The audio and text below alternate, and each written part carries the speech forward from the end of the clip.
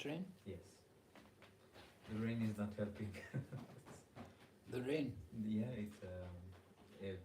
it's supposed to rain almost the whole next week. Oh, really? Yeah, either cloudy or rainy. Oh.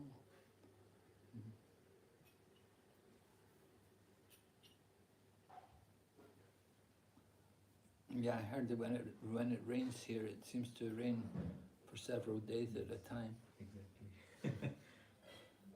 The worst part is that it starts on the weekends. The weekdays are nice, so when I'm working, I see outside the window and it's good, and I plan something for the weekend, and then on Saturday it starts raining. So you cannot do anything. Yeah. It said it will be snow as well this week, no? This week, Yeah, at or least, maybe only more likely. yeah, maybe on some hilltops, but Yeah. not on the flatlands. No? In Lausanne, we get a very little snow. Oh, really? Yeah, I think it's weekend as well. It will be like -2 and then Okay. -8 one night, but Wow. Maybe then Yeah. we might get it. You're from Zurich? no, I lived in Zurich before, but now I live in Sierra. Okay. You live in Lausanne? Lausanne.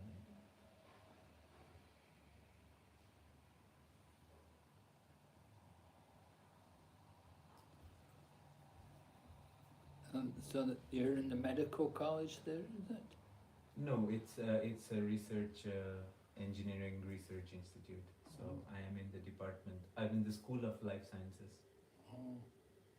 It's a subsection of the institute. And what do you study? I do computational biology.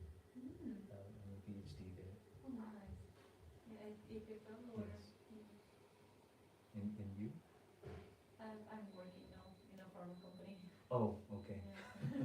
So you also did a PhD? I started a PhD in Zurich for 2 years, but then I quit. But then right now I don't know what to do. Good that you found a job. I think that is one of our aims. You need water? Thank you.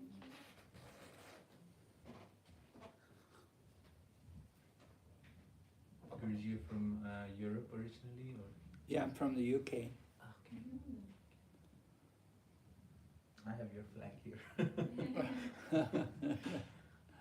Before you were staying in the Bhakti Vedanta Manor, or? Well, when I joined, we didn't have Bhaktivedanta Manor. That came later. Mm. But when I joined, we had a place in London, and near to the British Museum. Mm. Have you been to London? I actually went to Bhakti Vedanta Manor 3 weeks ago.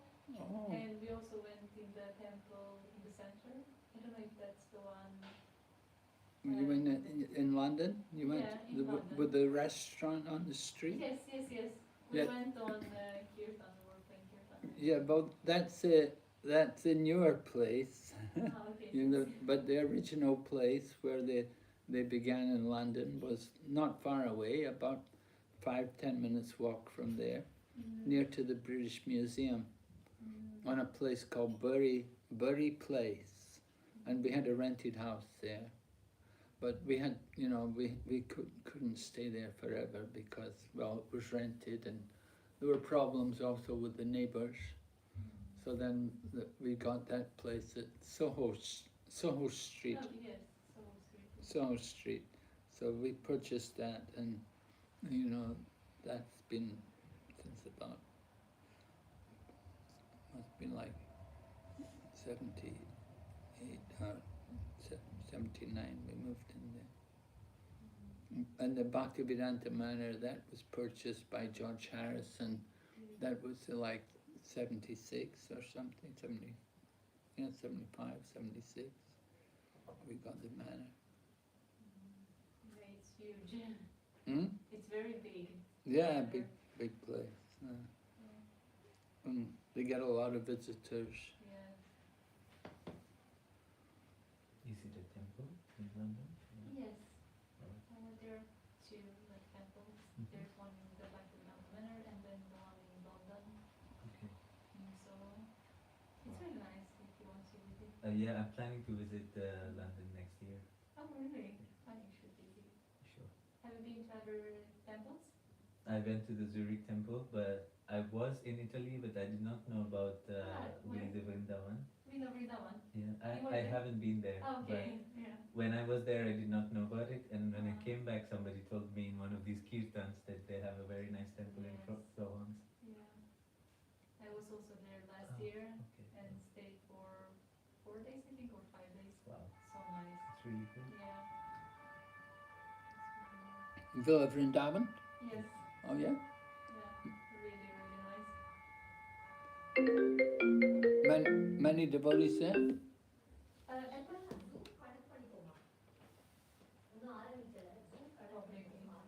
Yeah, there were many devotees actually, or I think me and my friend, we were, yeah, the only Matajis, and then there were some, I think 5 brahmacharis at the time when I was there.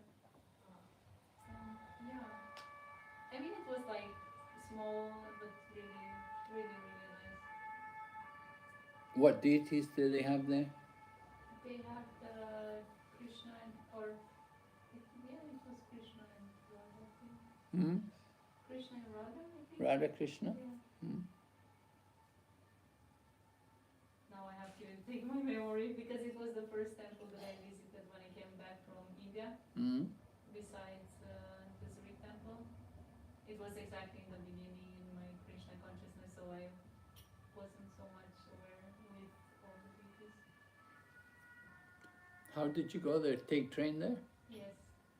Train from Zurich to Milan, and then from Milan there was a bus, and then somebody from the temple picked me up. There was this bus nearby because it's a bit outside. Oh. Yeah, it's outside Florence. So do you have to inform them that you're arriving, or? Yeah, I'm for because my friend she stayed there and did some service, Okay. and you just inform the temple president, and usually they have places. I know that Radhanath Swami was there some few weeks back, and then it was full. You cannot Oh no. stay there. But I think now it's quite full. Okay. Yeah, really nice. They also have cows. Oh wow. Yeah, so nice. I sometimes miss Indian cows. Oh yeah. Because Swiss cows are cute, but not as cute as Indian As the cows. Indian cows. Yeah, Swiss cows are they're a bit bigger, eh? They're bigger, and I find them a bit more violent. Really? Yeah, they look like they will attack you if you go too close. Yeah. Well, they probably don't get a lot of affection. That's true. Yeah, that's true.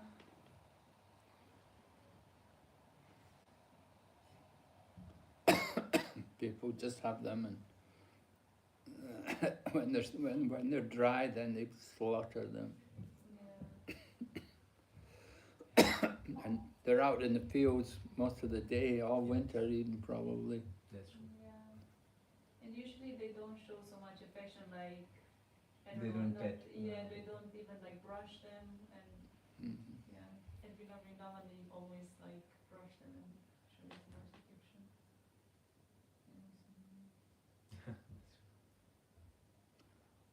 Yeah, we went to see there's a Goshala not far away, just near here. Really? Where? Oh, we went the last time I came here. They took me there to see the cows, but they were milking them with it was automated. No. Yeah, they had hydraulic thing. That's I think the more common thing It's here. quite common now, milking cows. They do it hydraulically, so they don't get any real Human personal touch. relation. There's no human contact hardly.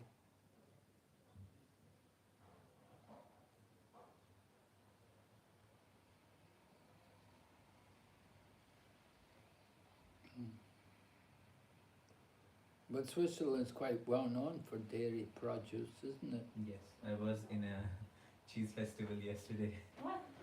Where? in Bern. Oh, really? It was huge. More than 500 stalls for cheese only. Oh. All the big well-known Swiss companies for cheese, as well as the local farmers who grow their own Mm. different types of cheeses, which Mm. was really nice. Mm. Yeah, it's mostly cheese. Yes. Not so, yeah, milk. I mean, Swiss dishes are all cheese-based, like Yeah. raclette, fondue, Yeah. rosti. So they But have. here, they usually drink like milk, like just drinking milk in school? Yeah. They do? Okay. Yeah. Yeah. A lot of people are now switching to vegan milks Yeah. rather than dairy, but still, I guess cheese is one of their. What do you mean vegan milk? They extract milk out of almonds or coconut or soy instead of Mm. cow milk or dairy. Mm. Yeah, I mean, sometimes I was vegan before. I was going to the temple, and I don't know how because here is it considered that we do harm to the cows if we use like machines? Is it harm to them or? What, to milk them by machine? Yeah, because I was thinking about ahimsa, Mm. non-violence. Mm. Well, it's not violent, and in fact, they told me, they said the cows are quite adjusted to it. They don't seem to mind. Mm. And even some of our own temple farms in the USA, they're doing it.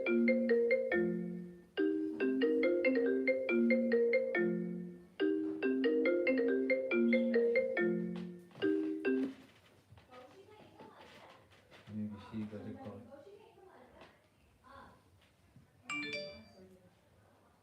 Yeah, they have like they have a place called New Vrindavan in USA, and they're using automated milking process there.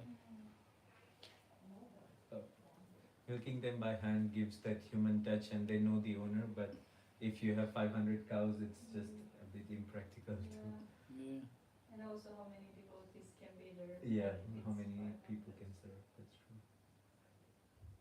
But I think you can adjust the pressure in such a way that they don't feel the pain. Yeah. So it is. But in India, I think people still prefer to use hands over the machines. Mm. At least people who pet cows in their homes instead of having a big herd. Yeah, of course, if you just have one or two cows, Exactly. then not a big Yeah. deal. Mm. I guess that's the ideal to have a cow. Mm. At least in my village, every house has at least 2 cows, and Really? yeah, it's very nice to just go out and sit with the cows, and they would Yeah. also, if they know you, they will come sit near you. You can pet them, play with the calves, and nice. Yeah, I was born in Romania, and in Romania they also have cows, and usually they were going with the cows on the fields, and then waiting, and then going back with them. Yeah. And then every village had like, everybody had a cow, but Exactly. it's not common anymore. In the cities in India, you don't even have houses for people anymore, so Yeah. automatically cows are a different thing.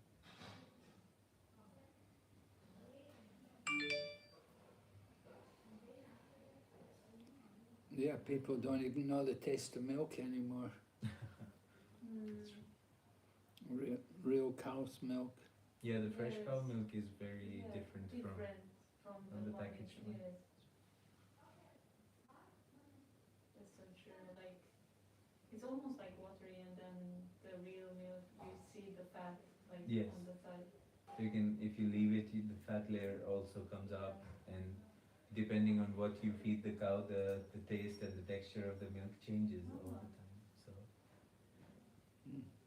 it is, yeah. I mean, and we used to make butter and buttermilk all from our pet cow's milk. So Yeah, it all changed over time. Yeah, I mean now it's a problem with the cows because they give them, what was it called? In the food they give them so they don't emanate so much like methane, Mhm. for the. Oh yeah, Yeah. I see. So now I think they saw like a study some days ago from Denmark, Okay. that the cow started to collapse because of this food that they were giving them. Because because they were thinking about what do you call it? Carbon dioxide. Mm-hmm. They were Methane. giving them something to not have so much carbon dioxide. I see. Yeah. Yeah. Insane. Because if you compare like the other like transportation and other, they don't contribute to so much. Obviously not. Yeah. And I think in some of the villages the government is starting to install these bioreactors, small ones, where you can pile up all the cow dung and the methane and the gas that it emanates that is used for cooking or fueling other machines. So there is a self-sufficient system Yeah. that's going on. But yes, if sometimes when you don't take care of the waste correctly, it does release a lot of these gases in the environment. Even in the old villages, it was a very self-sufficient system where whatever you produce in your field, for example, if you use the grain and the husk that's left, it's the food for the cow, and then you use cow dung for fuel. So nothing Yeah. went to waste. Yeah. But nowadays, there are different steps introduced which lead to some waste and mishandling of these cows.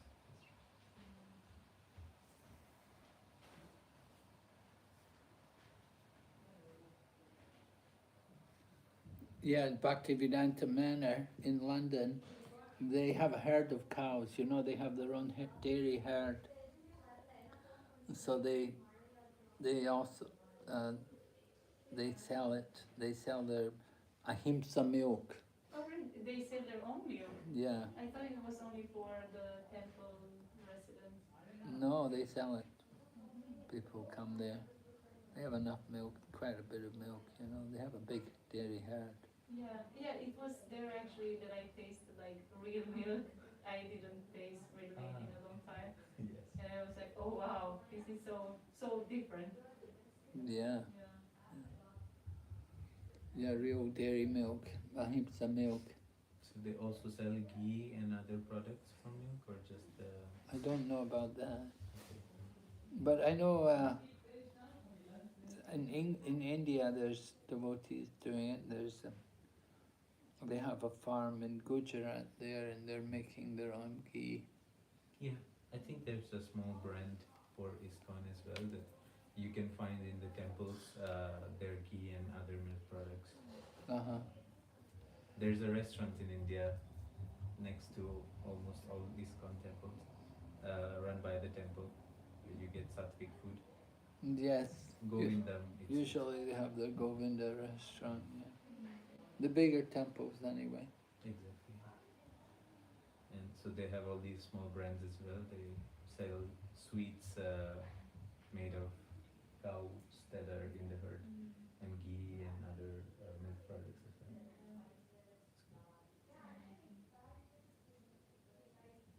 Because one thing which I struggle here in Switzerland is to find good ghee. I use it a lot while cooking, and even the Indian stores and the Sri Lankan stores, the one that they sell tastes different. It tastes like it's been adulterated. Oh yeah, yeah. So, Yeah, I know in Malaysia also it's like that. You don't get good ghee. Well, even in India, not all the ghee is so very good. Some ghee is okay, some's not. it's difficult to know one company that sells good ghee, but we usually in India, my mother makes the ghee from the milk cream. When you were at Govardhan Eco Village, they have good ghee, I think. They make ghee. Yeah, yeah, they have very good ghee. I think I also brought one actually, because my sister's, fiance, he really likes ghee. Does he? He cooks in ghee, which I was very surprised. Oh. So it also, Is he but Indian? he said that, no, he's Swedish. Oh wow. Yeah. He's Swedish, but he cooks in ghee. Yes, yes. Before he was cooking in butter, but now I saw that he had like a big ghee stuff. Coconut oil sometimes, but mostly ghee. Yeah. It changes.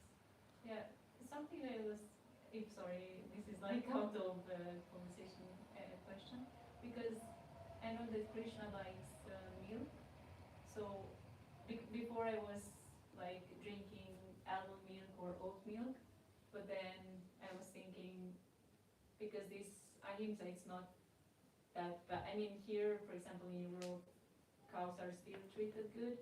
So then I started like offering milk because I know Krishna likes milk. Is it still okay to offer like oat milk or Offer, almond milk? offer to Krishna? Yes. Yeah, you can do. And also like when we offer, for example, water or tea, should we also offer like tea? Or I know that it's not, we shouldn't drink green tea. Yeah, right. Not green tea, but if it's not caffeine tea, if it's some herbal tea. And what about the cocoa? Huh? The cocoa, cacao, or how do you say? Cocoa, I don't know about cocoa. You have to see if there's caffeine there, you don't want to offer it. We don't take caffeine things. Cocoa may have caffeine. Yeah, it has a bit. Really? Yeah, I mean chocolate as well, I think, right? It is a different chemical, like caffeine, but not Yeah. exactly caffeine. That's true. Mm. It has the same effect. It's stimulates. But because I was thinking, sometimes I'm confused how to offer, if I have, for example, tea bags, like herbal tea, and I make a tea and then I offer it to Krishna, is everything offered and the other tea bags, or they are not offered? No, the other tea bags are not offered. You offer one tea bag, right? You soak one tea bag, and so that's what you offer. So the other, well, yeah, that's usually how you do it. So you offer one tea bag with water, right? Soaked in water, and you offer that cup of tea. Yes, true. And you want to offer well, if you make a whole bunch of tea, then you have to make it first before the offering. Yes, because, for example, when I'm at work, it's hard to, should I say and also I'm drinking from my own cup, I don't want to maybe offer that to Krishna. Or is it okay? Sorry. Yeah, you don't offer, Krishna should have his own cup. Yes, I have that at home, but when I'm at work. Well, when you're at work, well, of course, it's going to be a little different. You can just Sri Vishnu, something like a quick offering, you know. You have just a cup of water and put a tea bag in it, is it? No, you can simply say Sri Vishnu, Sri Vishnu, Sri Vishnu. You know, and you can So offer. you don't have to say also the whole prayers.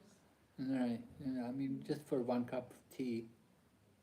If you're just having one cup, you know, you wouldn't do a whole thing. Not necessary. You can do a quick offering. Just like when we drink water, you know, we just say Sri Vishnu, Sri Vishnu, Sri Vishnu. 3 times.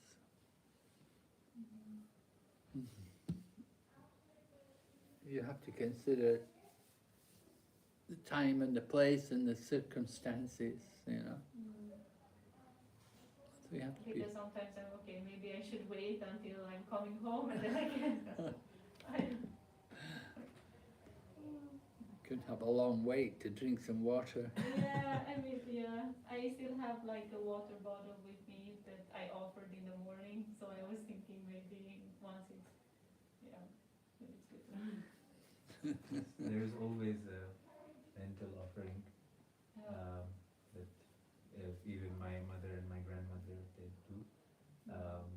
Just keeping in mind that whatever you eat should be pure Yeah. and sattvic, and then you can offer mentally to the deity. Because we still should offer everything, and sometimes, for example, supplements, like if you take vitamin D, Yeah. should we offer that as well, or? No, Sri Vishnu, Sri Vishnu, Sri Vishnu. Yeah. So, You're taking some vitamin supplements like that, yeah. Yeah, I was just thinking because it's like chemicals and it's not something that you made to Krishna. Yeah. Well, but still you should offer it. Offer it, yes. Guru Maharaj, I think other children are not coming. Oh, really? Yeah, two are supposed to come. They called me because of rain, something, they are not coming. We can have a short discussion. Uh-huh. Yeah, I expected 2, 3. Okay. Yeah. Yeah, yes. Krishna Bhavana has to join in Zoom, but she didn't. She was there. I saw She the has name an there. internet problem, Guru Maharaj, with her. I saw the name was there Yeah. and then disappeared. Yeah, she has an internet problem.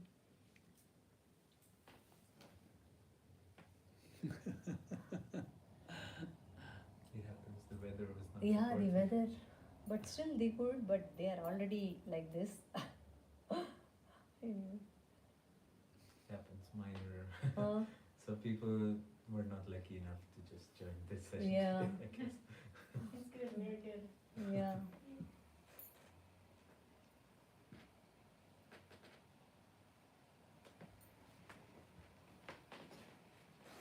Should be nothing.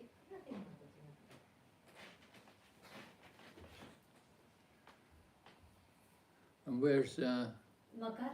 Maka? Yeah, I'll call. Maybe we can do Makar?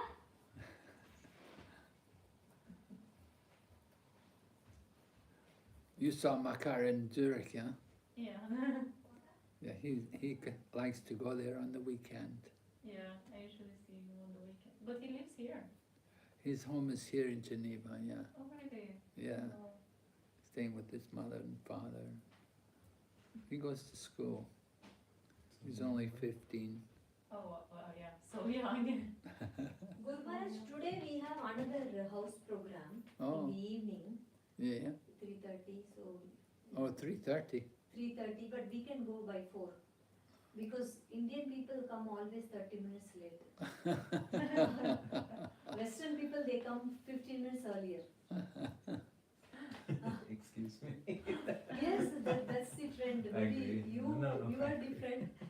Usually, we even for Govardhan Puja, we tell 3:30. They most of all of them they come by most of 4 o'clock. I know. Yeah. I have seen this happening even with Indian people. When they come to Swiss events, they come on time. But whenever we do an Indian Association event in Lausanne, the students show up late. Wait, They okay. automatically change the Indian Standard Time. Yeah, right.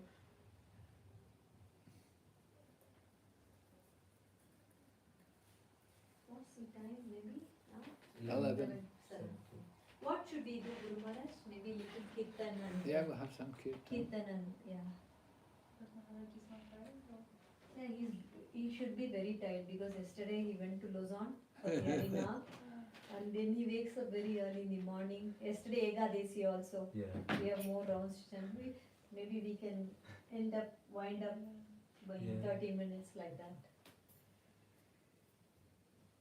Did you like program yesterday?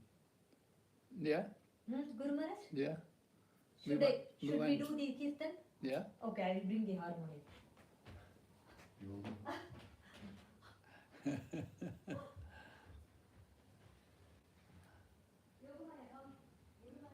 Yeah, we went to Lausanne yesterday. Lucerne. In Lausanne, yeah. We did I was like, you were in Lausanne and I did not know. we did Harinam Sankirtan there Great. with some other Ukraine devotees. It's a beautiful city to. When someone give donation for from in Haridam. In Harinam? Yeah, Really? from Haridam, yeah. Oh, wow. It's great. They was chanting Yeah. with us. Yeah, it was nice. Okay, Yoga Maya is going to lead. Yoga Maya can sing. I want you to sing. Yoga Maya, you should sing. I want to hear. I said if she leads, then I'll hear her voice. 'Cause Yes. Usually when we all sing, I can't hear her sing. And she said, I'm singing. I said, I can't hear you.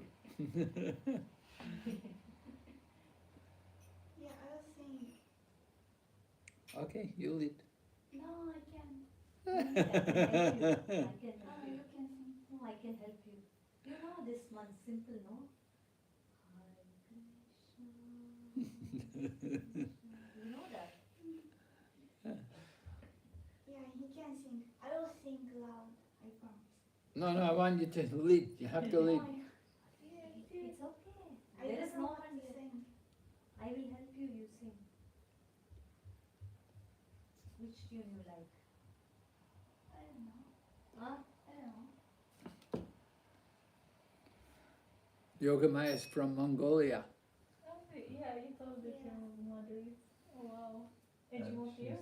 Tulsi Mataji's daughter. She's only Yeah, been the here Tulsi about Mataji's daughter. maybe 1 year. Oh, really? Yeah. Yeah, in Krishna consciousness. Yeah, Yeah. well, she came from Mongolia, and her English is also a bit weak, you know. She doesn't know so much, a little bit. But she's been to India. Oh, really? She went to Mayapur. Wow, I've not been to Mayapur yet. Me neither. Sorry. Her Yeah. mother She's, took her to Mayapur. She's chanting now every day. Wow. 4 rounds or 6 rounds, how many? Really? 7. Oh, that's great. I'm trying. That's very good. Yes. Okay, so we want you to try and sing. Try to lead. Try. Try. Try, it's okay. No one is there. You see, only Guru Yeah, Maharaj. I know, but I don't know what to sing. Hare Krishna. What do you say? Very simple, yeah. You don't have a lot of choice.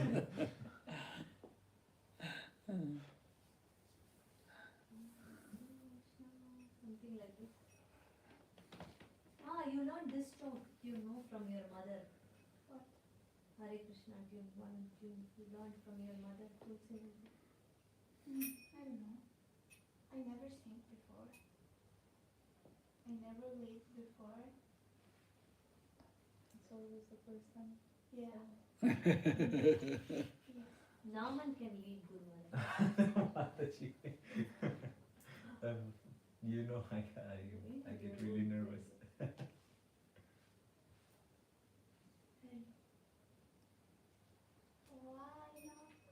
Why? See, Guru Maharaj is not going to start the Kirtan interview. You better start something. Better. Why? How long we will wait, Yogamaya? You see, I have work at kitchen. Such a great service as well. You have such a beautiful voice. You just sing, that's all. We will all repeat, that's all. Hare Krishna, something. Yeah. Hare Krishna, Hare Krishna, Krishna Krishna. Yeah, okay. Okay.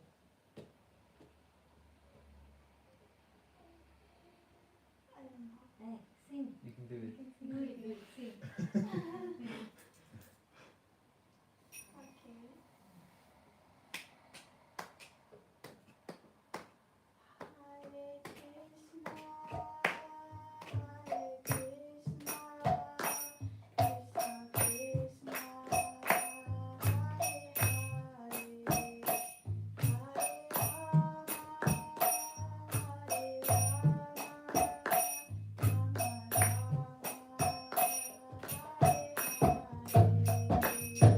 Hare Krishna, Hare Krishna, Krishna Krishna,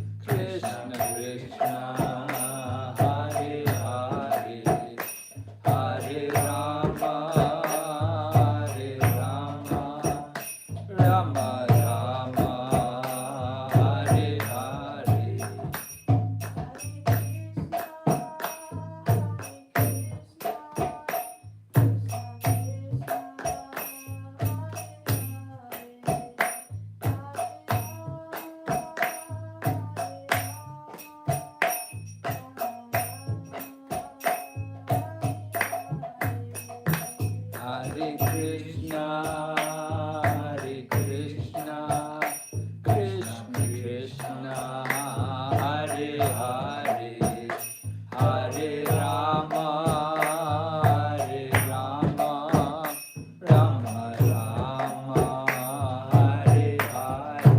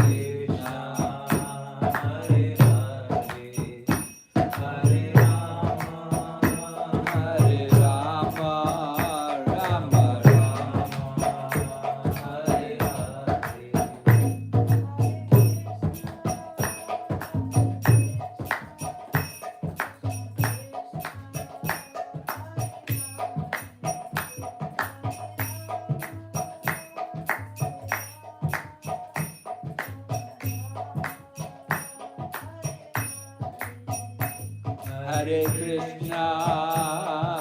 Krishna, Krishna Krishna, Hare Hare, Hare Rama, Rama Rama, Hare Hare.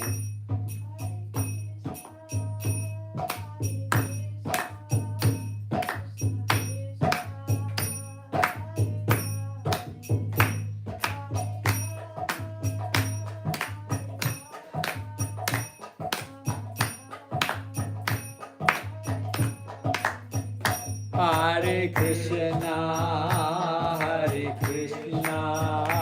Krishna Krishna, Hare Hare, Hare Rama,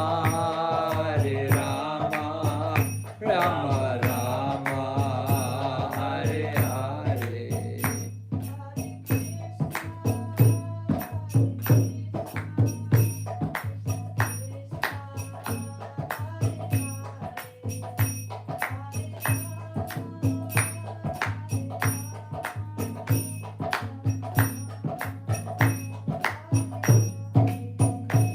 Hare Krishna,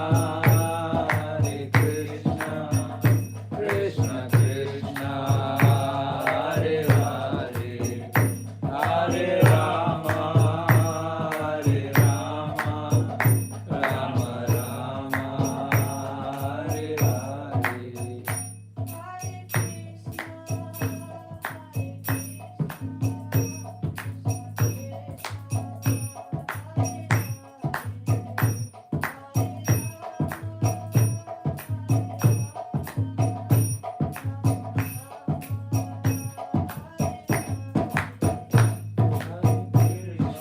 Hare Krishna, Krishna Krishna, Hare Hare, Hare Rama, Rama Rama, Hare Hare. Nittai Gaur Hari Bol.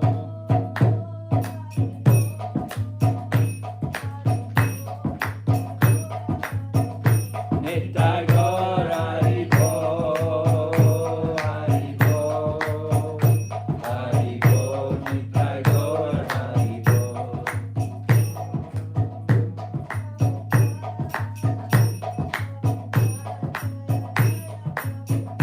Jai Jai Prabhupada, Prabhupada, Jai Jai Prabhupada. God Premanande. Very good.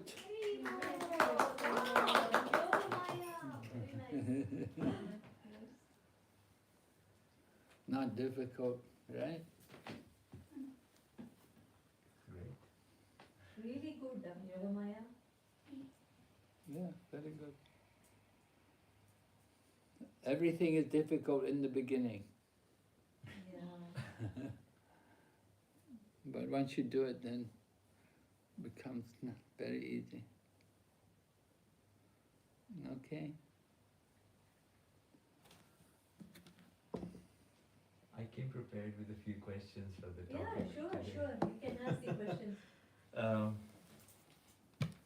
So the topic for today You was get little closer Yeah. to the the- like so that they can it can be Is recorded. it being recorded? Yes, I think yes. the voice will be captured. Recording. Yes, Guru Maharaj, it's being recorded. Okay. He has come with a few questions. That's very nice. Okay.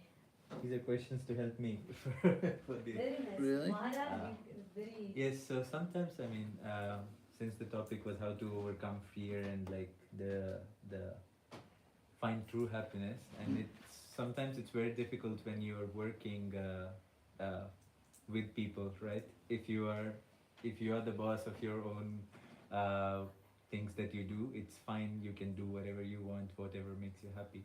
But sometimes when you're working with people and under somebody, you have to take care of them as well.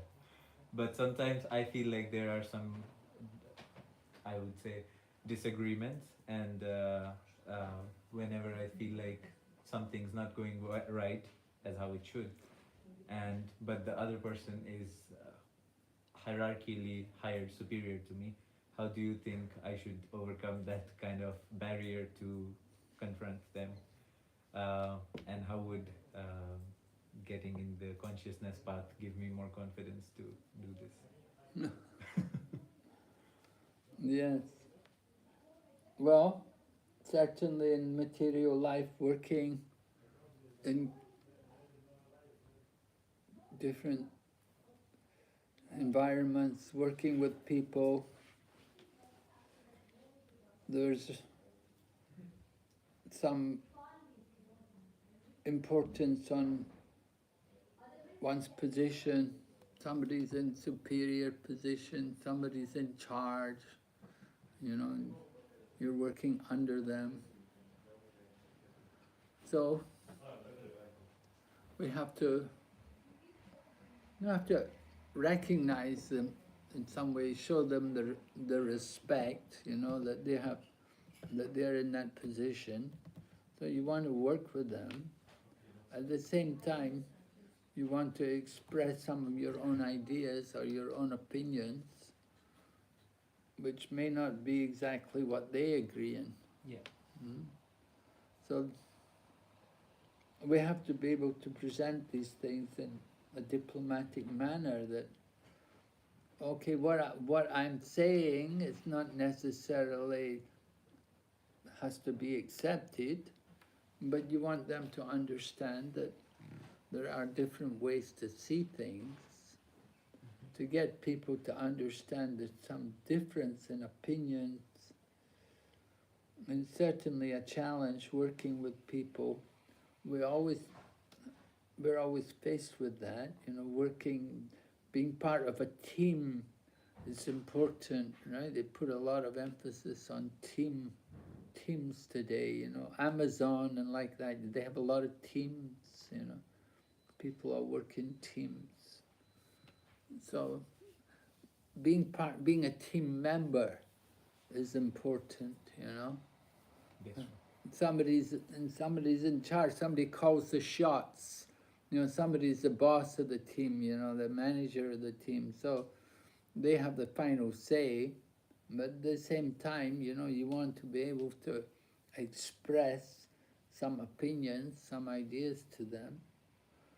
I mean, that's really part of being the manager, the team manager. They have to be open to hearing from other people as well.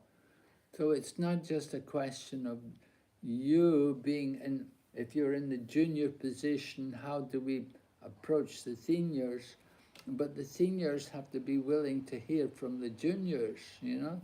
Yes. They should be open-minded and receptive to hear from the other team members and giving them an opportunity to contribute to the performance of the team. So it's maybe not just a question of the individual, how do you do it, but it's a question also, how's the team manager going to take it, you know, how are they going to respond? So you want to be humble, you know, have these kind of qualities, you know, we want to be thinking of ourselves in a lower position. At the same time, we want to be able to express some ideas and opinions which you feel will be constructive to the development of the team. So the team managers, they should be open to these things. They should be willing to hear from everybody in the team. Just like in our temples, you know, we often have what's called Istagosti. Did you ever hear Istagosti? No, Istagosti? In Zurich, they were having Istagosti on Monday morning, actually. I gave class on Monday, and they told me, they said, please finish the class earlier today, because we have Istagosti every Monday. Istagosti is like the meeting of all the people in the ashram, and they meet together and they'll discuss, things which they did and which they have to do. They will discuss upcoming events, and they will discuss also things which happened over in the past week or so, and any things which went wrong and like that, and things which they have to take care of, things which have to be done. So it's like a communication period, giving people, everybody in the team a chance to know what's going on and what's going to happen, what we're going to do, what's not being done very well, what we need to look out for. I think it's a very useful kind of thing, Istagostis, to bring people together, and we can ask questions, and we can also hear from the people in charge, and we hear what's going on, what they're working on, what they're trying to do.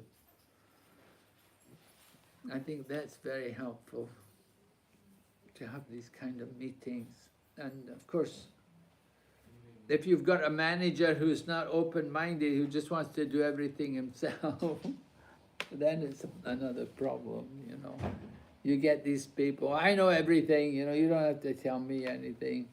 And they're more common than the other kind, I'll say. Yeah. So it makes it very difficult to work in that kind of situation. You get people like that, stubborn-headed. What to do? Well, it's very important, humility, somehow approaching them in a very humble way, and putting ideas in front of them, telling them that, I don't know if this would work, but it's just an idea, I just wanted to share it with you, putting it in a very humble way, that's very important. Especially when people are in charge, they're always worried, who's trying to take my position, They think, wants to get my position, so they want to put themselves up, and they don't like to bring others up. It's like Indra, who's scared of losing their throne. Yeah, right. Indra's always scared of people taking away his throne. That's the problem. So you get that situation in material life. People, they're not very good at bringing others up. That's the expertise of a good manager, that he doesn't just bring himself up, but he brings others up around him. The people around him will come up. Just like in doing PhD, some people, they can take all the credit themselves, and other people, they give the credit to others, let other people write theses and get PhDs and stuff, Somebody who is really, really good can do like that. But for Guruji, for Indras like this, how do we become Krishnas who pick up their own Govardhan Parvats on their pinky fingers? That is a Herculean task, and to be able to do it when you have such insecure Indras around you, it becomes a bit difficult. Yes, definitely, it's difficult, but still, where there's a will, there's a way. We just got to be perseverant, and we got to be humble, and we got to be really resourceful, and we have to think about how to do it, how to actually get through to other people. People,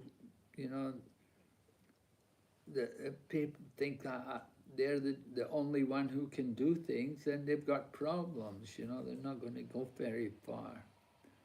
If they're always thinking that they're the only one to do things and to decide everything, then that's going to be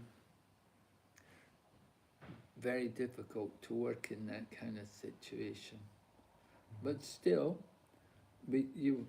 You have to put up with it, and you have to expect these things. You have to just be able to go on and tolerate and be patient and determined and enthusiastic. These things are very important. Prabhupada always says, in every endeavor, patience, enthusiasm, and determination. So, somehow you have to work along and wait for the opportunity where you get the chance, where you can actually come up with some new ideas, some new way of thinking, where you can get a chance to express some things.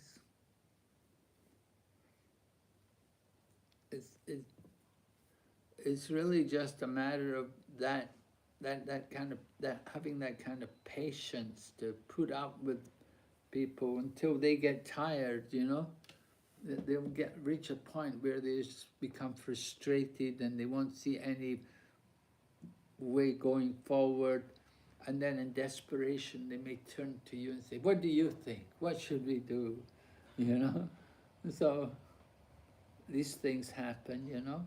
They reach a point where they just can't think anymore, and then in desperation they'll call out to you and give you a chance to come forward and say what you think could be done. So you have to consider like that, to like that. It's certainly not an easy situation to be in, but this material world is going to be like that. Trying to do things, especially if you're trying to be part of a team, then you know, we have to work together. We have to be able to get along with each other. And sometimes it just takes, you know, we have to just put aside our own feelings and just go ahead and work and do whatever need to be to get along with that person. Yeah. You have to forget your own ideas and your own thinking and just work with him and go ahead with his thought and see what happens and see if it's going to work or not. And if it doesn't work, then he may just hand over and say, "Oh, I don't know, you go ahead, you do something." I may just give it all over to you. So sometimes you have to just do like that, just be patient. Krishna has some plan and see what happens, you know. Prabhupada used to tell devotees like that. You should always think Krishna has some plan for you. So, yeah. Krishna has some plan. Put us in these situations. We don't know what to do, we don't know how to go forward, but somehow Krishna's put me in this situation. You have to go ahead. And definitely something can be done. You just have to keep up your enthusiasm and patience and determination. And Prabhupada says, what is determination? He said it's endeavoring with intelligence for Krishna consciousness. So, you want to endeavor for Krishna consciousness. Yeah, material life, you're going to have to work with people. You'll always get these kind of situations. You will always get people who are not easy to work with. They have their own things, their own thoughts. Especially you're dealing with some big researcher. Mm-hmm. Yeah. They have their own ideas and they're very ambitious, you know, they have a lot of rajas and they want results. So you have to be patient, you have to just work with them and wait for the time to come where you get an opportunity to come forward. Guruji, another question that buds out from this, especially when we're students. And there's always a question, not a question, but a fear of being wrong, and especially being spotted out as wrong in a classroom or in a group or in a conference. What if, and that holds a lot of students back from asking questions of curiosity, of logic, which they think they don't understand. What holds a lot of people back? The fear of being wrong. Oh,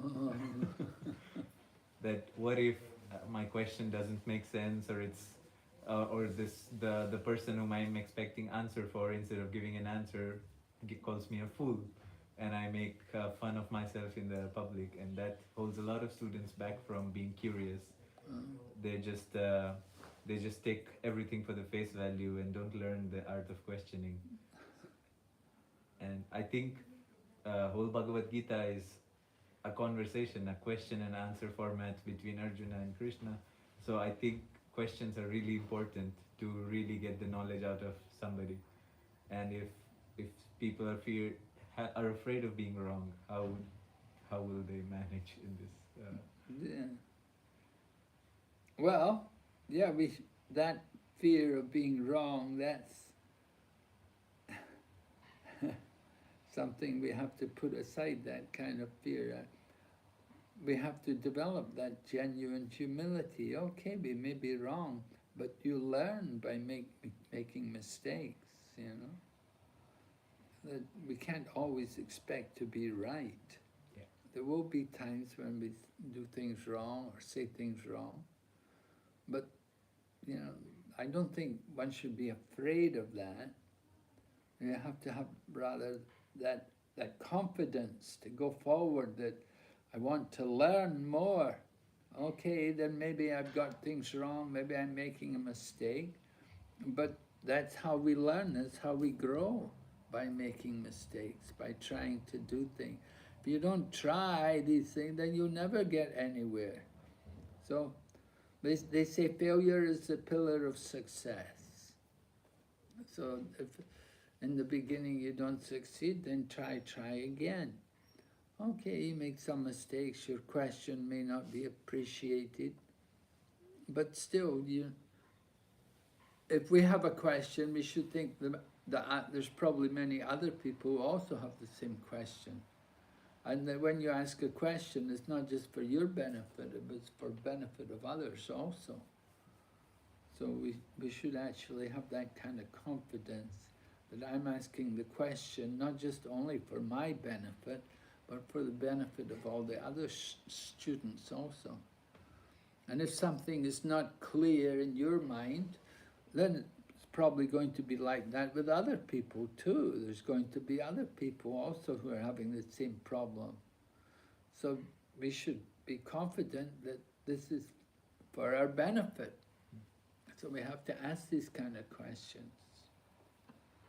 We shouldn't be thinking, oh, I might be wrong, people may laugh at me. Oh, so what?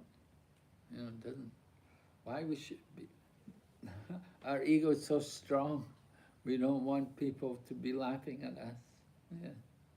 This is a false ego, you see, the bodily conception of life. We don't want people to notice us, how we're foolish and how we're not, we haven't understood maybe everything. But we shouldn't be harboring in our heart that kind of fear of being wrong. Rather, we should think this is good for me. This is a purifying experience. Yeah, you actually become purified by making mistakes, by doing things wrong. Then we learn that what we should be doing. We can learn the right way. We learn by our mistakes. So I think we have to be willing to learn ourselves. That's why we have to check everything. You know, doing things, certainly we can make mistakes. I've made a lot of mistakes. But it's certainly a learning experience. We shouldn't be afraid of that. How to overcome that fear? Well, just simply the desire to want to improve ourselves. That I want to improve myself, so I have to try. I have to go ahead and try this. And I have to go ahead and ask this question. If I don't ask this question, then I'll always have that doubt in my heart. What about this? What about that? So it's important for us to empty out the heart. Say what's in the heart, bring it out. And that's how we learn. Yeah, it's not easy. One lady I knew, she was doing marketing, and she was writing papers and like that, But the professor she was working under, he was a very famous man, he was writing so many papers, and she was having a hard time working under him. But somehow she tolerated, she just tolerated. And eventually she got a good job as like a deputy professor in a good college. So you just have to be patient and wait, gradually people drop by the wayside. People, they don't all keep going, you have to wait for them to gradually drop out. You have to be determined to keep going, to go forward. And Krishna is there. Krishna is there to help you. So we have to be willing to just hold on to Krishna. That, okay, I make mistakes, I ask some foolish questions, but I'm learning. So that's the main thing.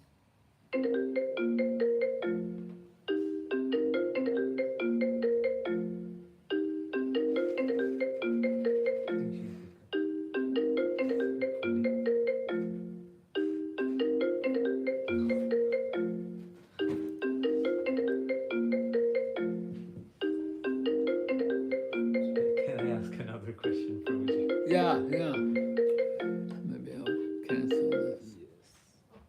Oh, she got it? Okay. Yeah, what, another question? Sorry if I'm just bombarding you with questions. No, it's good. I have been reading a few books, starting with a bit of Bhagavad Gita. I haven't finished it yet. And even other Indian literature like Yoga Vashishta and Patanjali Yoga Sutras. Do you know about Patanjali Yoga? Yes, yeah. And so the first and all of the common thing about all these books are they talk intensively about yoga. That Sri Krishna also talks in Bhagavad Gita and both of the other books as well. And the common feature that comes in is abhyasa, is to practice, and dispassion, which is vairagya. So detachment and not being very stuck to the material world, to be able to progress in the path of yoga. And what I was discussing with some Swiss friends, who have not been through this, who have not grown up with this concept, and they give me a different perspective, asking if I'm dispassionate and if I'm detached from the materialistic world, and I think that there is some greater good as Krishna, who's not present with us in the physical world, but at the end we have to merge with the eternal supreme soul.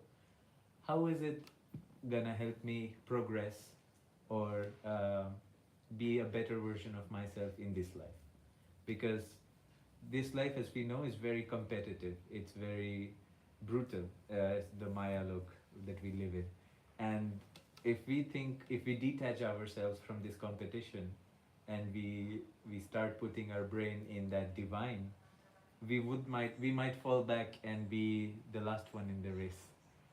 And that makes us not a successful and a happy human on earth. Maybe after death we might become good, but if we find Krishna's embrace. But what about earth? Because we don't know if there's a world after death. All we have is this world, right? Well, I mean, to say we don't know there's a world after death, I think that's that's not very logical. We can see logically so many arguments are there to understand that there is a world after this world. There is another abode to which we can all go, and we can all live there also. There's no scarcity, all the amenities, everything is there. I don't see any reason to doubt about another existence, another life. I think it's quite logical to understand there is a soul, and the soul is eternal. You know, people don't believe that, then they're having problems. It's difficult to give this notion to atheists, for example. Well, yeah, their mindset is something else, right? Yes. The atheistic people, the gross materialists, they cannot understand anything beyond the body and the senses and sense objects. But, you know, as other people, you know, for any intelligent person, open-minded person, we understand so many things about the nature of the soul and the nature of birth and death. Other people, what can we say? They have no explanation about life. They simply say, oh, man and woman is just chemicals. It's a coincidence, they say. Yeah. Yes. The whole material world is all just chemicals. And we're all just chemicals undergoing different chemical reactions. And there's no real purpose to life other than chemicals, you know. As a biologist, I would agree to that. But yes, as a spiritual believer, I know that there is more to just a few chemical reactions going on in the body. Yeah. Yes, true. As a chemist, you would say like that. Yeah, that life is just chemicals. And the reactions, all the feelings we have and the emotions, these are just chemical equations. You know, just all the emotions are just chemical reactions. So people try to explain everything like that in terms of chemistry. But it's not very reasonable. And if we're all just chemicals, then still you have not explained why someone is born in a rich family and why somebody's poor. Why somebody is healthy and somebody else is sick. You know, what makes a difference? We have to understand there must be something behind the universe. And that personality behind the universe, he's arranging for the happiness and the distress of each and every one in this world, according to their qualification, according to their karma. They get what they deserve.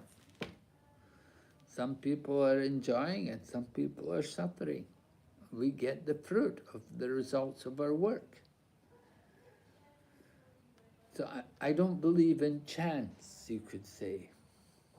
People would say, it's all chance. Well, I don't believe in chance. I haven't seen everything happening by chance. I think it's totally unreasonable to say that it's all just chance. People want to enjoy the material world. They're chance. They have the idea that they can separate the Lord's energy from the Lord. They want to enjoy the material energy. You could say, we wanted Krishna and Krishna's energy, but they just want Krishna's energy. Or some people just want Krishna. Just like Ravana, he wanted Sita. And Surpanika, she wanted Rama. But Vibhishan, he wanted Sita and Ram. He wanted the Lord and the Lord's energy. You can't separate the Lord from his energy. So materialistic people, they're trying to do that. They're trying to separate Krishna from his energy. That's the problem. So you try to bring people to understand the real nature of the world. The nature of the world, how to understand this world. First of all, we have to understand this world, that this is a temporary place, that this is not our real home, that this place is like the prison house, and we're all prisoners here in the material world, and we're imprisoned because of the material energy, because we've acted against the material energy. So Krishna's brought us into this world here. And we will stay here, take birth and die again and again until we become Krishna consciousness, until we learn to live in harmony with the laws of Krishna, with the laws of God. When the Lord decides that we can all live in harmony with the laws of God, when he's going to engage all of us with devotion, then at that time there's no more problem. But if we're all going to serve Krishna, all going to work for Krishna, then there's no more problem.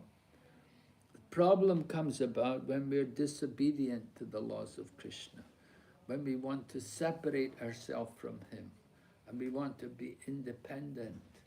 We become the independent enjoyer. So this is how I understand the material situation. That everyone's got their karma. And so somebody's karma is very good and somebody's karma is very bad. They're put into different situations according to their past activities.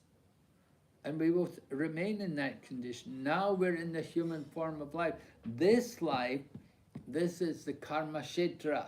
This is the field of work. We get the results. We're getting the result. Whatever we do in this life, it will determine our future birth, our future life. We're creating our next body by how we live in this life. We're sowing the seeds for the next body. The way we live, the things we do, the character we acquire, the activities it will determine the type of body we will take in the next life. So, material life is like that. It will remain in the wheel of birth and death. Samsara, right? Samsara, the wheel of birth and death. Sometimes you go up, and then way up, and you're on the very high planet, and you're enjoying, and then other times you're going down and down into the darkest regions of ignorance. So like that, we're going through many different births and deaths. It's difficult to know exactly where to get out or when to get out, but we have to play our part, and Krishna will show us at the proper time how to get out of the material world, how to get out from this world of samsara. So there's a way out, there is a way out, but you have to be qualified, you have to know the password. Right? We have to know where we want to go. You use a GPS, you have to know where you're going. Where do you want to go? GPS can tell you, but you've got to tell GPS where you want to go. Yeah. So it's not the same for everyone.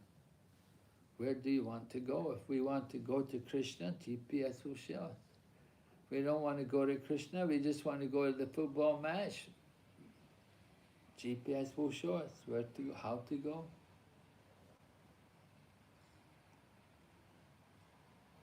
How can one set their GPS to Krishna consciousness? Well, we have to know where we want to go, right? If you're going to do a PhD then definitely you want to be there in your PhD studio, and you have to get some nice airy atmosphere. You have to get some nice association to encourage you with the work. Yes. You have to have the right mood as well. You have to really want to do it. And I think that's important as well, you know. If you just go into something, you're not very sure if it's right or not, you won't feel very comfortable. And especially you're going to do a PhD, you have to be really convinced that this is right, that this is what I want to do. And you can really dedicate yourself to it and work on it, you know.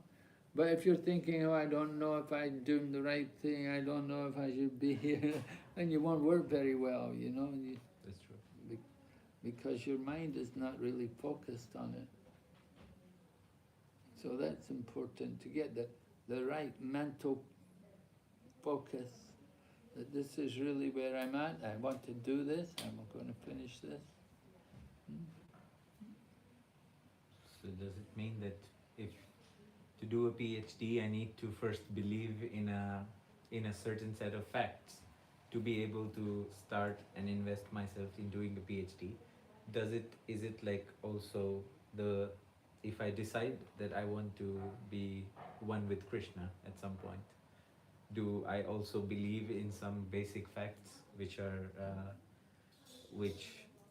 I need to have faith in, and then I can build forward? Yeah, of course, you have to believe in certain facts. There's certain things you do have to believe in. You know, I have to believe in, for example, the law of karma.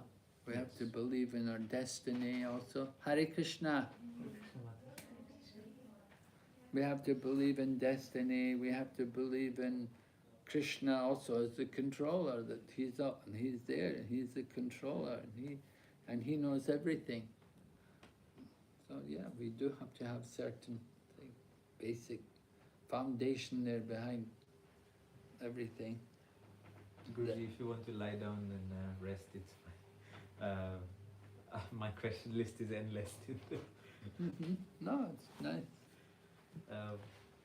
I was also reading about Karma Yoga and Bhakti Yoga and Jnana Yoga.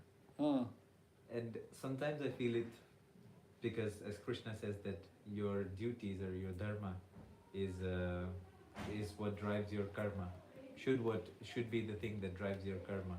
And when you do what you are destined to do, or when you follow your dharma, it doesn't really matter what the outcome is. You're following what is there for you. But while performing and as a PhD, for example, my duties are to believe or to research with full ethics and interest in my topic and try to pursue the question that I follow. Where do I incorporate Bhakti Yoga in this pursuit? Because sometimes it's very difficult to... In science, we have these opposing thoughts, right? As you mentioned before, the life is just chemicals. And the more I know about biology, the more I research on cells, the more I look at cancer, for example, I understand that yes, the body is just chemicals. And you can tweak things to cure illnesses, you can tweak things to make certain disease go away, or just like that. But in the world,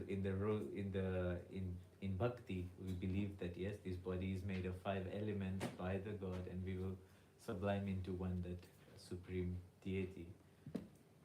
I find myself in a clash between these two ideas at some point.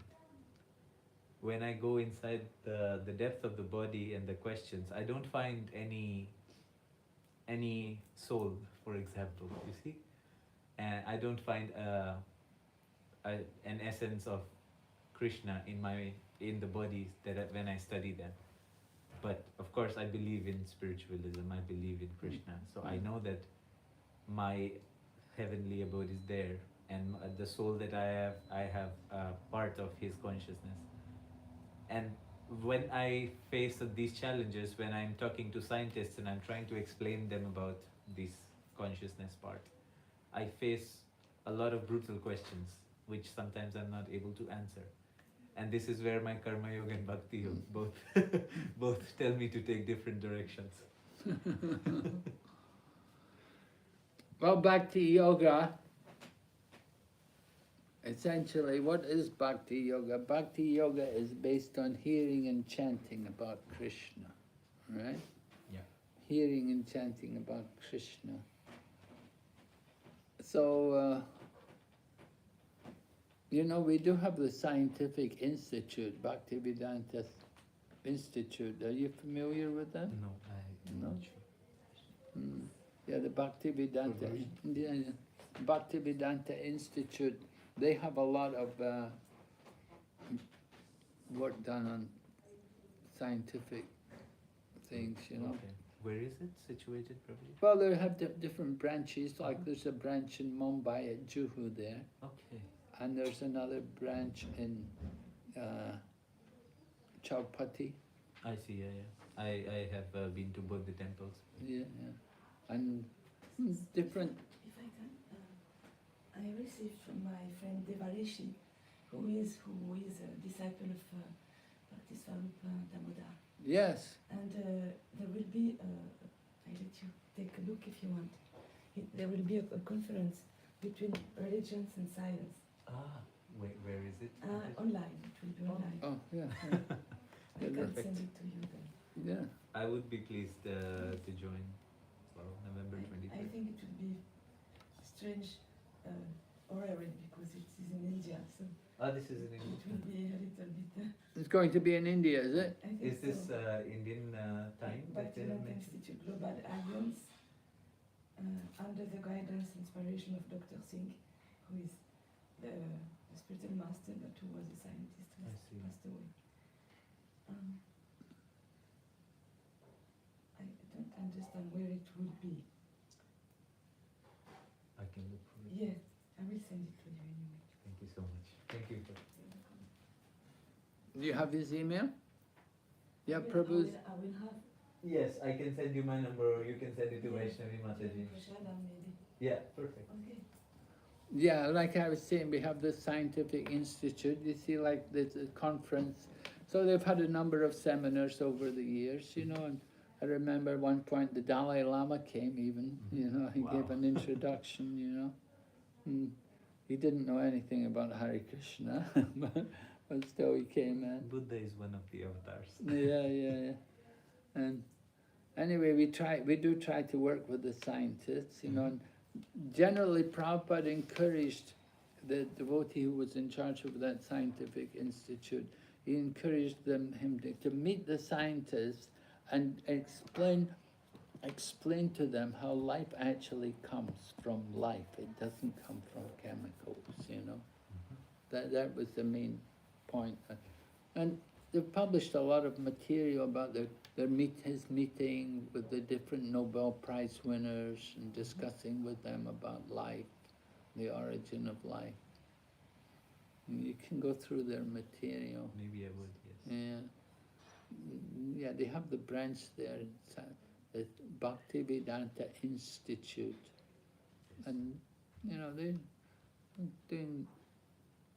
trying to infiltrate into the scientific field, you know. They're all scientists, they're all postgraduates with PhDs and like that in science. And they're working with the Bhaktivedanta Institute to try to introduce some of the scientific ideas which are there in the Vedas and the different theories about life which are there in the Vedas. Okay. Yeah. I might read about those papers. Yeah. So definitely, I mean, it's also bhakti, you know, to do that kind of work, you know, to introduce devotion, bhakti yoga on the scientific platform, you know. Not very easy thing to do, but Definitely not easy. something which, you know, people are trying to introduce, you know, to get people to understand there is a lot of science in the process of bhakti. it's not just sentiment, Mhm. but it's scientific. It's a scientific process. And one of the things which another devotee did was he did a lot of work on the benefits of chanting the Hare Krishna mantra, how it brings you to the mode of goodness, and how it gets rid of passion and ignorance. By chanting Hare Krishna, you can overcome a lot of negative qualities which are there in ourselves. And he did experiments with different people. He got people to chant Hare Krishna for a certain time and like that. And talked about the changes which they underwent. Okay. So, like that, that's maybe more subjective. Not so much scientific, but more psychological. Yes. But I do understand that because I myself have experienced the changes. I do look at it at a very scientific, with a very scientific perspective, and I find that yes, there are many hormones that are released when I chant, and mostly happy hormones that do make me feel lighter, clear the burden in my head, and it later on it helps me to restart fresh. For example, when I used to join Mataji in Lausanne on every Saturday for these kirtan sessions, it would make me refreshed to join my work again with a new enthusiasm on Monday. And I agree that any sort of these meditative music and repetitiveness of this Mahamantra does bring you to a conscious or a trance state, which does release a lot of positive hormones in your body that makes you feel very calm after it. Oh, yeah, definitely. Yes, I agree. So definitely on the physical level, yeah, there are some benefits there, and certainly also on the subtle level, Obviously. yeah. But also spiritually. Now you see, there's different levels of consciousness. There's the gross physical body, there's the subtle body, and there's the spiritual body. So we have to understand that behind everything is the spirit soul. The spirit soul is the basis of life. Of course, this is something which is disputed, not everyone's willing to accept that there is such a thing as a soul, and that soul is the basic principle of life. Prabhupada would always argue, what's the difference between the living body and the dead body? You see, there's no soul in the dead body. All of the chemicals are all there. Yeah. Why is there no life anymore in the body? The reason being that the soul has left the body. So when the soul leaves the body, there's no more consciousness in the body. So Prabhupada would explain, the scriptures, the Vedas explain, that consciousness is not physical, it's not chemical. The consciousness is coming from the soul. Yes. So we try to encourage people to appreciate this fact, that consciousness is not physical, that it's not just a question of chemicals. Getting people to understand, first of all, their identity, like we say, who are you? We say my hand, my body, my leg, my head. Who's the owner? Who is the proprietor? As soon as we say something is mine, so who is that person who owns something? You see, we say my body. Actually, the owner of everything is the soul. It's the soul within the body. All the other things, the other parts of the body, they're finished with death. But the soul goes on. It's the soul which is the real self. So one of the basic principles of the philosophy. I am not the body. I am a soul. I'm a spiritual particle. In Bhagavad Gita it says the living entities are all my eternal fragmental parts and parcels. Mami vamsa jiva loke, jiva bhuta sanatana. So, trying to get the very basic point, very fundamental, that we are all pure spirit souls. This is something very special. Try to get it through to people, understanding their spiritual nature. Right? But when people die, what do they say? They say, he's gone. Golok Gaya. He left. Yeah, he's gone, yeah. He's gone. Passed away. He passed away. Where did he go? His body's still there. He left us. Body's still there. Where did he go? What went? What was it that passed? That's the soul. The soul, and the consciousness is coming from the soul. The consciousness is the symptom of life. And that consciousness is coming from the soul. That one tiny spark of that got consciousness all through the body. So getting people to that point, that is a big thing, to get people to understand the soul. There's a soul, very important point. The record is on, right? The battery is low, that's what I was about. Because we want to hear what you asked and what Guru Maharaj explained later. It's just I might need a charger. Okay, I'll get it.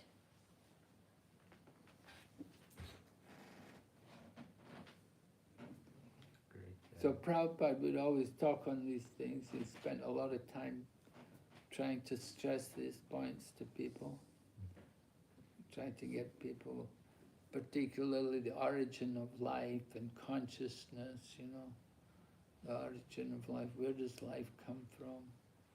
And the people, they have theories of evolution and so many, and Prabhupada says theory, simple theory. He said, where's the proof? No proof. These are all theories. But as biologists, we need to base our understanding of life on those theories to build on it more. But if you're wrong in the beginning, Everything ahead yeah, is then wrong. you're not going to get anywhere. If you've got the basic principle wrong in the beginning. It doesn't. No, I can take it right. Yeah. Thanks, Mokha.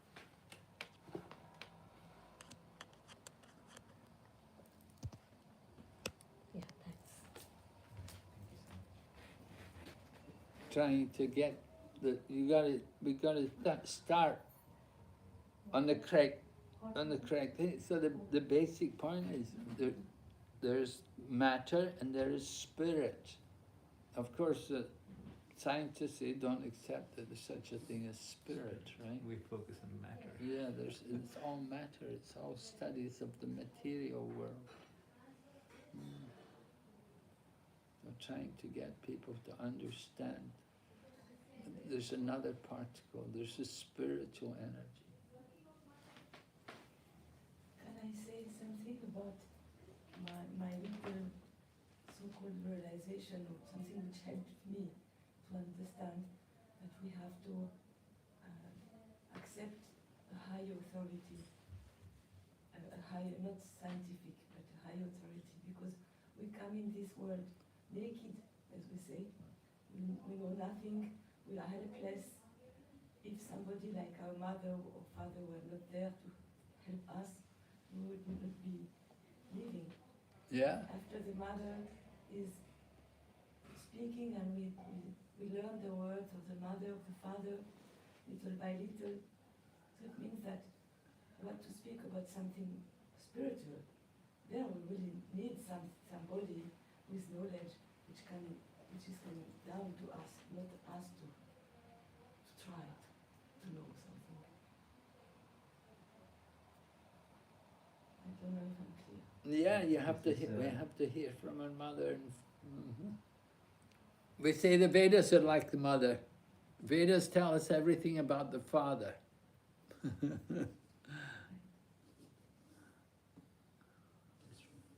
Mother knows all about the father. Father's out at work all day. Mother's at home. She knows, so she can tell the child about the father. And she is the first guru for the child, right? Yeah. We say like this, right? That the mother is the first guru of Yeah. That's true. of a child. Definitely. Yeah. So someone who has a knowledge and forgive us because we are helpless. We don't know, we cannot do anything without. Of course, there are some children, for a reason or another, who are lost in the jungle and who live with the wolves. But okay, he becomes a wolf, Yes. not a human. Child can become whatever they are molded into.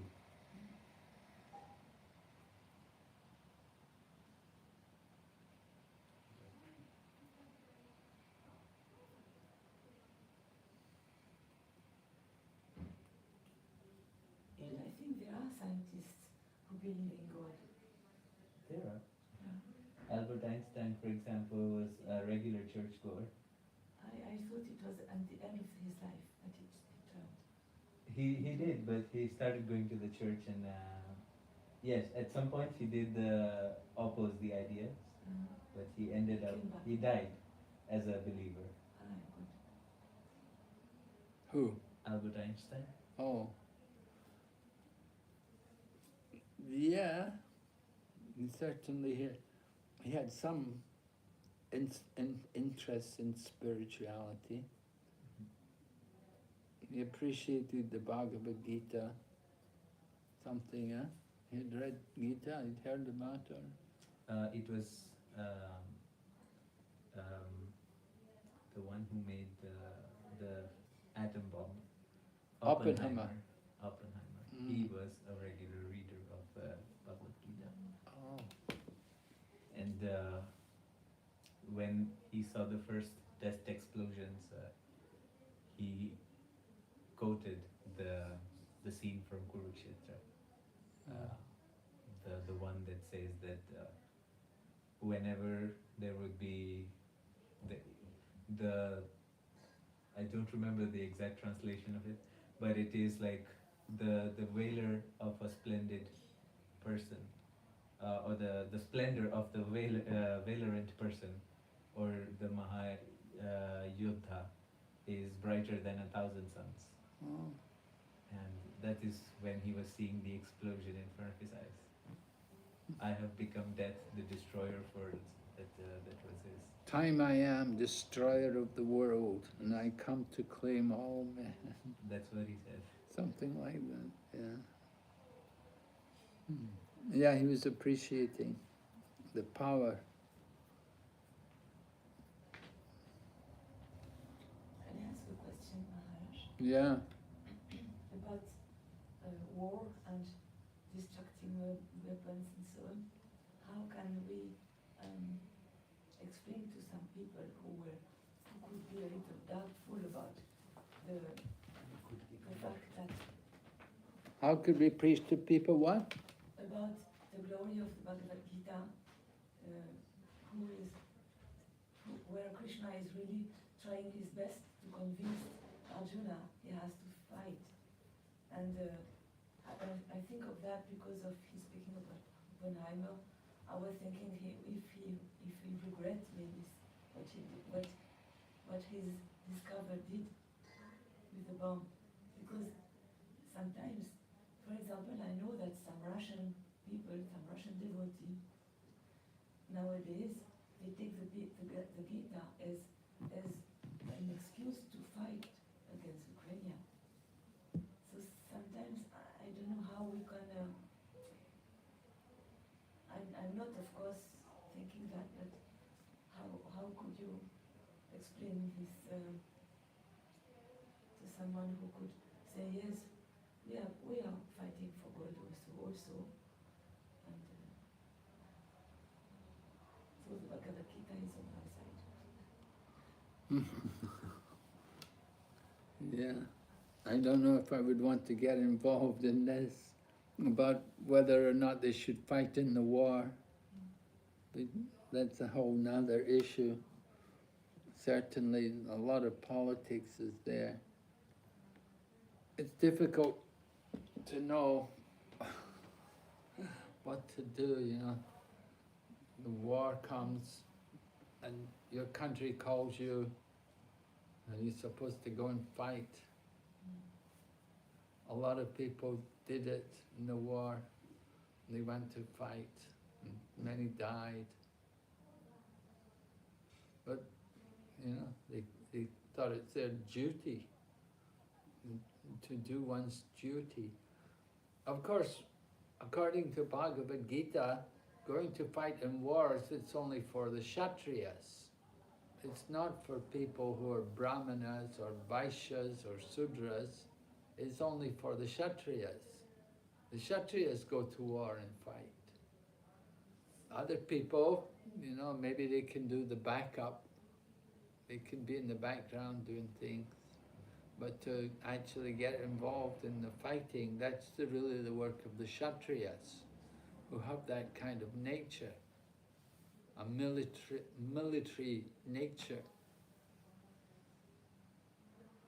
But when it comes to reading the Bhagavad Gita, yes, Krishna says to Arjuna, you should fight, because Arjuna is a Kshatriya. And so if someone's a Kshatriya, then okay, you can fight, go and fight, you know. And But the king fight also. Huh? The king also fought. The king, Yudhishthira, he was fighting as well. Yeah, well, he's a Kshatriya. Yeah, yeah. And now, of course, nowadays, the presidents and the kings, they don't fight. They No. send anywhere, anyone. Yeah, they all Yes, go thank and, you very much. It's a yeah, very right. good explanation. Yeah, the other people, they will be back in the office, planning for the death of so many others. Well, Bhagavad Gita is part of, it's, you know, it's speaking about the duty, the sense of duty. So one has to recognize the nature and then act according to the nature. So if they are Kshatriya, then it's okay. But if they're not Kshatriya, then it doesn't sound like a very good idea. I don't see that anywhere that Krishna and people, that they're all in the same kind of mode. Krishna, he can do anything. He can be the Vaishya, he can be a cowherd boy, he can be a mendicant.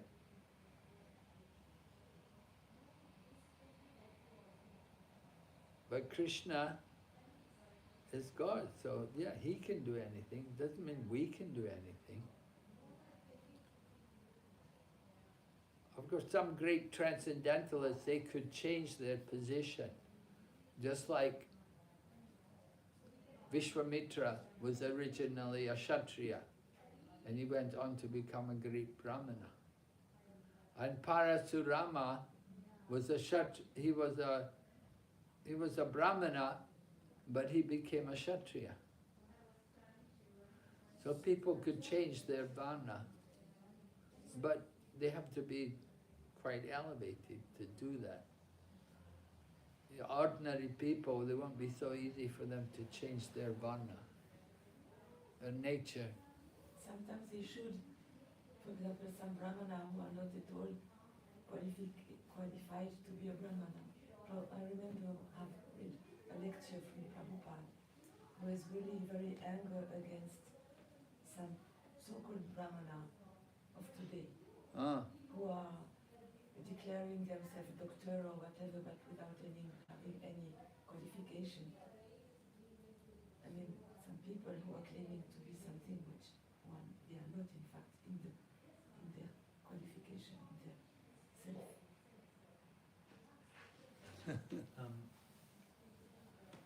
In Srimad Bhagavad Gita, Krishna himself does say this, the verse that Chatu Varna Maya Srishta, Garma Guna Karma Vibhagasha, Uh-huh. which he says that I made all these 4 varnas Yes, based on their guna and karma. right. So if my guna and karma belong to a kshatriya, or like a warrior, even though I was born in a Brahmin family, I should be considered as a kshatriya, and the other way around as well. Just by your family descendancy, you're not supposed to be a brahmana. But yes, of course, it is being misused nowadays, especially in India. Yeah, it's not just work alone, but you have, well, it's not just birth alone. Yes. You have to also work like that. Prabhupada always said a lot of people, they're born brahmanas, but they don't work like brahmanas. Exactly. You know, they all, because they're thinking money, want more money. Me, for example, I come from a Brahmin family. Really? But I don't consider myself as elated as a Brahmin full of knowledge. Uh-huh. And Well, your parents, are they Brahmana, qualified Brahmanas? Qualified as in according to the religious rituals. Yeah. My grandfather and from my mother's side, he is a qualified Purohita. But from in my parents' generation and my uncles and aunts and us, nobody ever went to a Vedic school. So I don't consider myself Brahmana. Any knowledge that I gain is grandfather was a purohit. yes. What, he was a priest, Not a priest. He astrologer. yes. Yeah. Well, astrology is one of the services which the Brahmana community are meant to provide for the society, you see. Astrological guidance.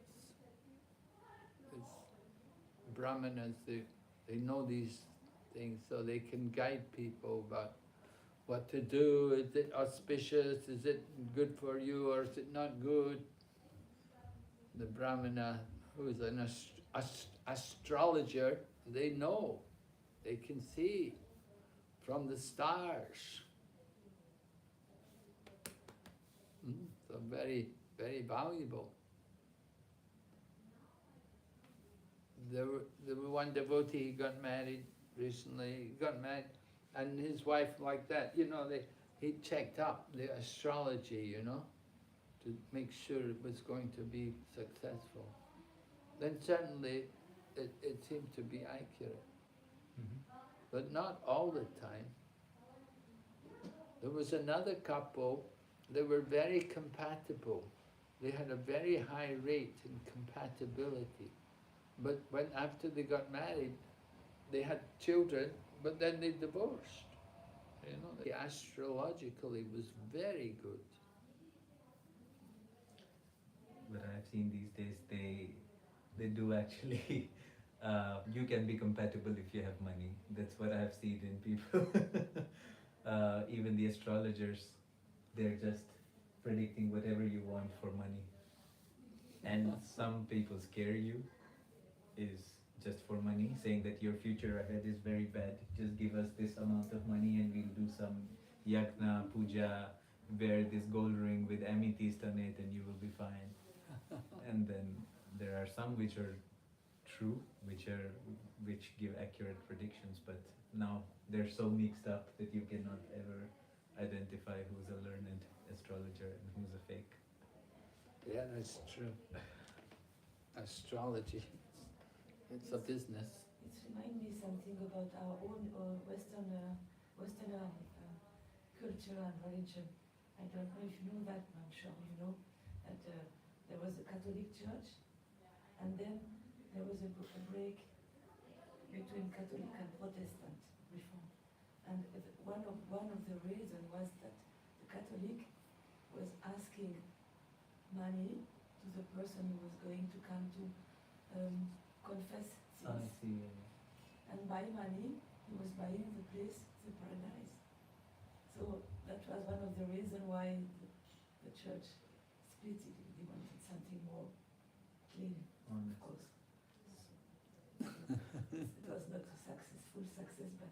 I thought it was something the King of England, he wanted to get remarried and the Catholic Church didn't approve divorce. And so he made his own new church. Yeah, that's So he it was could get. after the reform was done. Huh? It was after that the reform was done by Calvin, Martin Luther, the big one, which were not completely free of sin anyway themselves. But the King of England, yeah, he wanted to adopt this type of religion just to escape the Pope opinion. He didn't want to be answerable to the Vatican. Exactly. I see. But anyway, there is always somebody who has a good idea, which is quite clean idea, and after, of course, people build whatever they want on it because it's Kali Yuga, I think. Yeah. Kali Yuga. Where are you studying? EPFL, Lausanne. Because I worked, but not as a scientist. I worked at CERN, Oh wow. CERN in Geneva, Yeah, I have been there. and we had some Nobel Prize around. Yes. Also. Yeah. But there are some people who are believing in God, but they don't want to speak about that. This is what we were discussing with Guruji. That people do believe in God sometimes, but it's very difficult to communicate the ideas in scientific surroundings.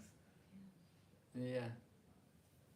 They want to keep it for themselves at home, It's private. not to challenge other people with that. In some ways that's wise, you know. You don't want to make an open show of being too religious. That's Otherwise it gets you condemnation. You know, people say, oh, that guy, he's so religious, you know.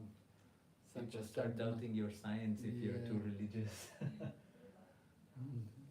You have to be careful about exposing your own faith and your own beliefs to others. It's better to keep these things private rather than reveal them to everybody. Especially in China and countries like that. Don't want to tell people what you're doing, you know. I've seen, looking, because I read that you were speaking Chinese, right? And that you are often preaching in China, or you lived for a while in China, I think, right? Yeah. And so I looked a little bit Chinese religion, and it seems that the Christians are the biggest religion community. I was surprised, and Buddhism quite a little, and Taoism a little also. So, strange. I mean, I don't say there are a lot of Christians, but I say amongst all the believers, the Christians are the biggest community.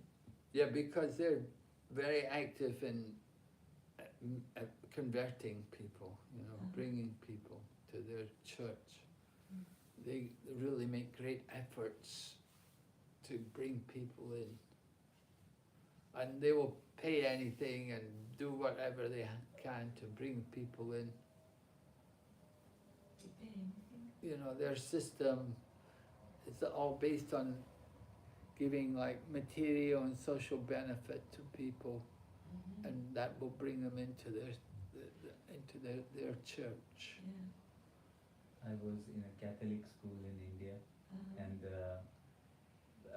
I could see that they would target people from the economically weak section, like housemaids or people who would drive the public transport, and then they would offer them their children free education in a Catholic high-end school if they would convert for life. They have to convert. They had to convert. They had to attend the church every Sunday.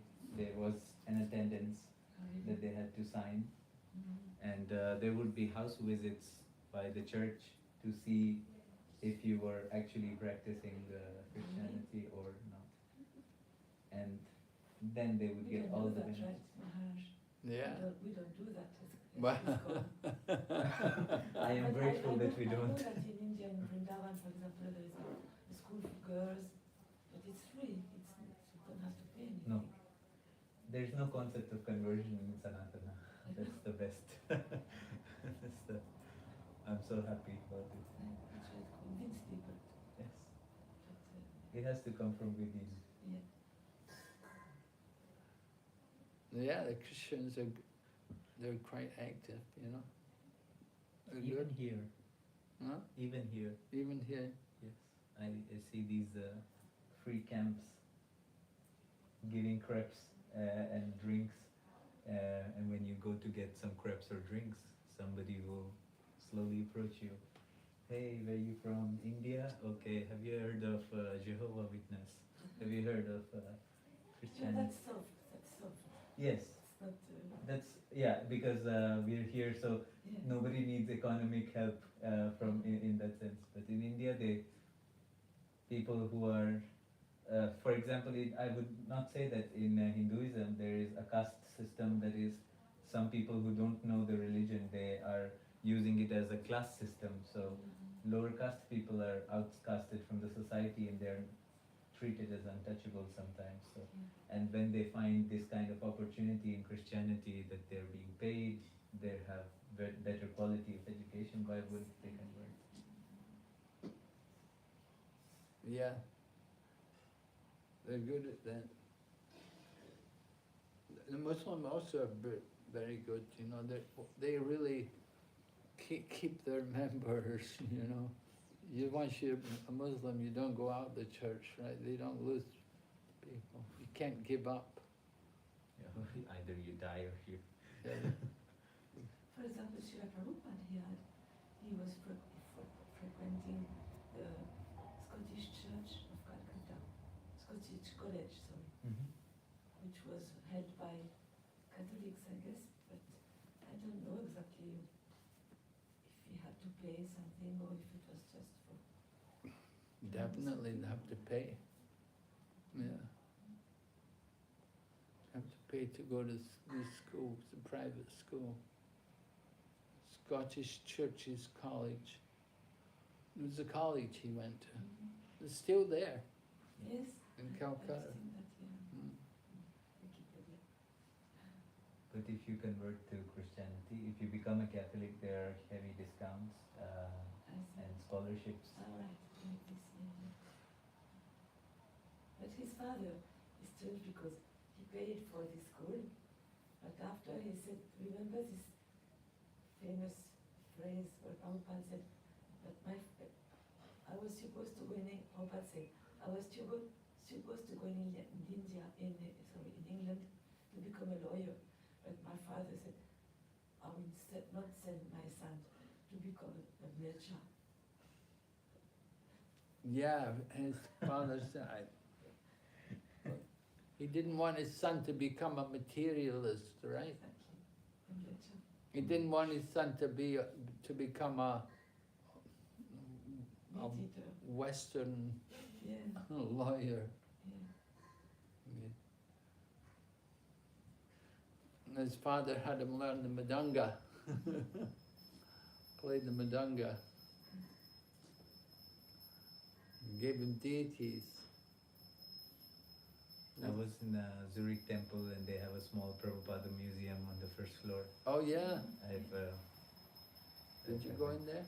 During Janmashtami I was there, so there was a person who was giving a small tour Oh, around nice. the temple. It was really nice. Yeah. Have you been there, Maharaj? Yeah, yeah. But Prabhupada never went to that temple. No. That temple came after Prabhupada. Very recent. Yeah. Thanks to Guru Goranga. Huh? Thanks to Guru Goranga. Guru Goranga, he was the one who got the The new, whole temple in Switzerland. that Zurich place, that building. Oh, really? In fact, his idea was, because of Hare Krishna as well, to follow a little bit the kind of Varnashram system, to have a temple in the city and to get a place in the countryside where people who want to live most naturally could go. And it happens, but they rented the place in Tessin. They what? They rented, they didn't buy the place, Oh. they just rented Oh. it. And after I think 6 or 7 years, the owner wanted it back to Oh. make a golf. Oh, they had to give up the farm.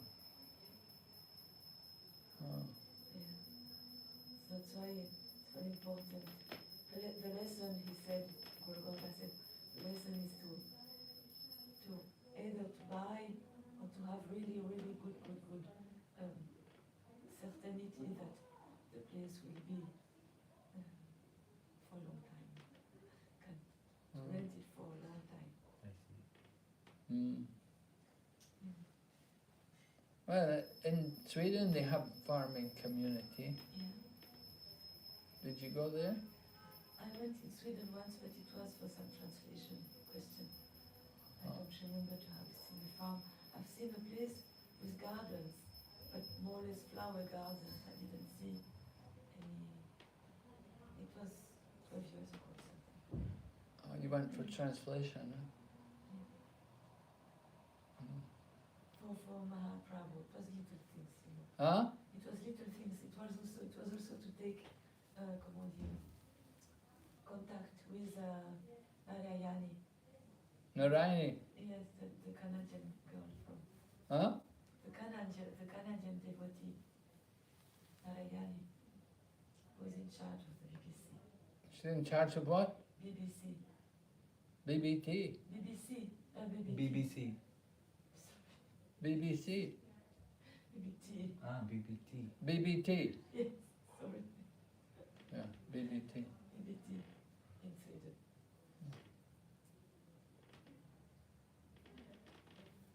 Yeah, farms are, yeah, definitely a farm community. You don't want to be renting a farm. That's never going to work. You got to buy. You got to have your own land. Yes. Yeah, it's a problem. It's very expensive in other countries. Yeah. Well, even that house they bought in Zurich, they haven't paid for it all yet. I think they did now. No, they did last year. They hadn't. Really. Yeah, they don't, because in Switzerland they have the system like you have to pay the first, what percentage is it? I never had the occasion to buy any or You have to pay 30% or something like that, and then the rest, you know, take your own time. They told me that although they've been there so long, they haven't finished paying for the whole thing yet. But they cannot put them away. The state cannot decide to be rid of them. Yeah, I told them, I said you should pay it off. I said you should definitely clear it. I know. Ranga came this summer. Yeah, I heard he was here. And I'm sure they had to discuss with him. He's a very, very, very, very intelligent person and a lawyer who knows the laws. Because he's Swiss, Swiss-American, American-Swiss. So he knows the Swiss law as well. Mhm. Did he remember you? Oh yes, we are in touch in fact. Oh, really? Yes. Oh. I was so angry against him because last year he came to Switzerland. He even thought that we could meet and go together to New Mayapur. And I was really happy and so on. And after he changed his dates, and I had booked my ticket already, so we didn't see each other. Oh. I left when he was in Zurich and he came in Geneva, but I was just away. No. But we were in touch very often by email, by WhatsApp. Yeah. I'm helping him to make some researches about things of the past, things of Geneva, when we were in Geneva. Yeah, he's writing a book, right? Yeah, his memories. About Prabhupada in Geneva. Yes, and also I hope he's doing as well for the ISKCON in Switzerland. many things to say as well. Not only Geneva.